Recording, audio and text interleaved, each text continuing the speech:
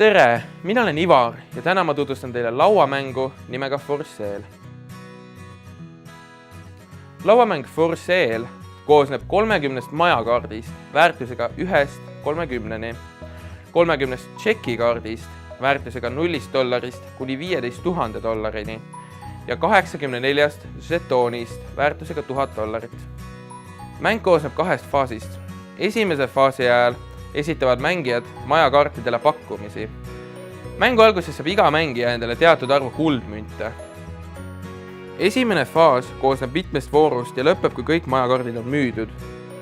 Iga vooru alguses tõmmatakse nii palju majakaarte, kui on mängijaid kokku ja asetatakse need pildiga ülespidi laua keskele. Voor lõpeb, kui kõik majakaardid on mängijate poolt üles korjatud. Mängujärjekord liigub edasi päripäeva ja esimese käigu teeb alustav mängija. Oma mängukorra ajal on mängijal 2 võimalust, kas ta tõstab pakkumist või passib. Kui mängija tahab esitada pakkumist, peab mängija asetama mündid enda ette kõigile nähtavale. Esimene mängija võib pakkuda nii palju münte, kui ta soovib. Järgmiste mängijate pakkumised peavad aga alati eelmist pakkumist ületama. Kui järjekord jõuab mängijani, kes selles voorus on juba pakkumise teinud, võib ta münte lisades pakkumist tõsta või passida. Kui mängija otsustab aga passida, siis ta saab endale kõige odavama laual oleva maja ja võtab selle kaardi enda kätte. Seejärel võtab ta tagasi pooled enda pakutud mündid, ümardades ülespoole. Ülejäänud mündid eemaldatakse mängust.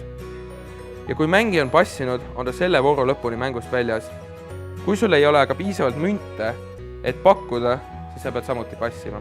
See mängija, kes ei ole passinud, peab eemaldama mängust kõik oma mündid ja võtma laualt viimase majakaardi endale. Siis hakkab järgmine voor, alustab mängija, kes sai eelmises voorus viimase majakaardi endale. Kui kogu majakaartide pakk on mängijate vahel ära jagatud, on ostmise faas lõppenud ja algab müümise faas. Teise faasi ajal vahetavad mängijad majakaardid tšekikaartide vastu. See faas koosneb samuti mitmest voorust ja lõpeb, kui kõik tšekid on välja jagatud. Iga vooru alguses tõmmatakse nii palju tšekikaarte, kui on mängijaid ja asetatakse need pildiga ülespidi laua keskele. Voor lõpeb, kui kõik tšekid on mängijate poolt üles korjatud. Majade müümise faasis teevad mängijad oma käigud üheaegselt. Igaüks valib käest ühe majakaardi ja paneb selle enda ette lauale, pilt allpool. Kui kõik mängijad on oma kaardi valinud, näitavad nad neid üheaegselt. Mängija, kes käis kõige suurema väärtusega majakaardi, võtab endale laua keskelt kõige suurema saadaoleva tšeki. Väärtuselt järgmise kaardi käinud mängija võtab väärtuselt järgmise tšeki ja nii edasi, kuni iga mängija on tšeki saanud. Mängijad hoiavad saadud tšekke enda ees laual pildiga allapoole. Müüdud majad eemaldatakse mängust. Mäng lõpeb, kui kõik mängijad on oma majad maha müünud ja kõik tšekid on nende vahel ära jagatud. Iga mängija loeb kokku oma tšekkide väärtused ja liidab kasutamata jäänud mündid. Võidab kõige rikkam mängija. Viigi korral aga võidab mängija, kellel on kõige rohkem kuldmünte.